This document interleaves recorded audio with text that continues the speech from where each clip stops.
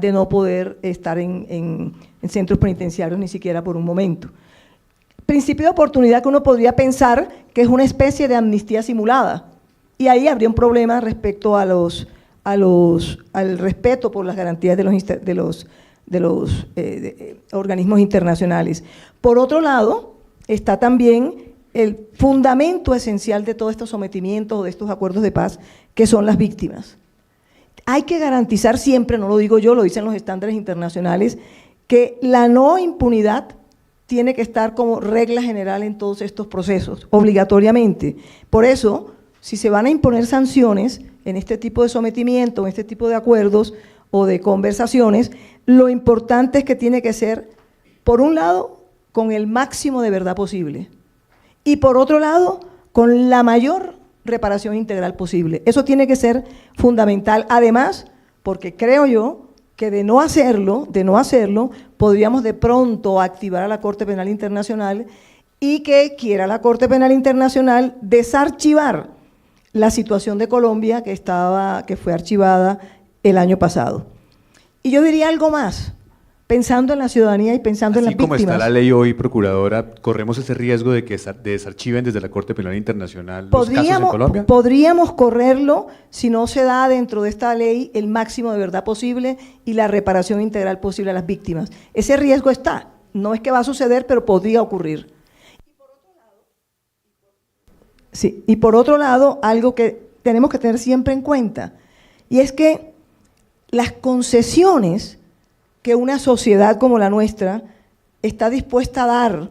y yo diría que está dispuesta a soportar, como por ejemplo, rebajas de penas,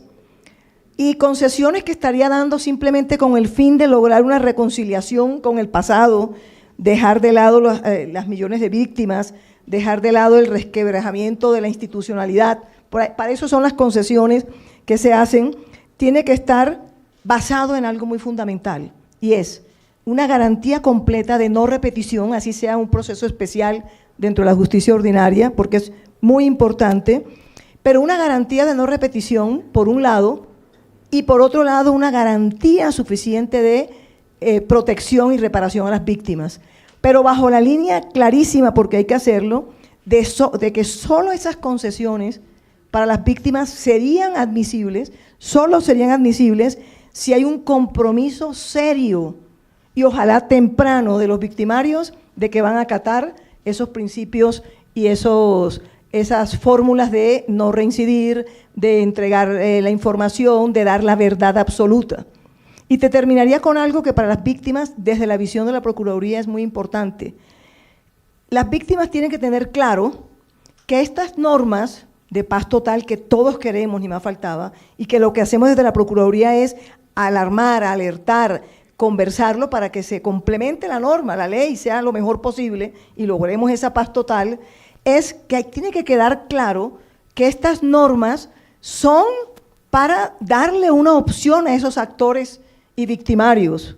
pero que no es para favorecerlos 100%, y que tengan claro también que si no se acogen a esa opción de darles un favorecimiento especial en aras de no reincidir y de otorgar la protección y la reparación completa a las víctimas, si no se da, el Estado está en las condiciones de poder actuar con la fuerza también. Es decir, esto no es que los vamos a complacer, esto es que le vamos a dar oportunidad a esos actores siempre y cuando entiendan que es para una oportunidad de que se sometan. Y si no se someten, hay que demostrarle también que el Estado está en condiciones de reprimir con la fuerza de ser necesario o de actuar adecuadamente. Entonces,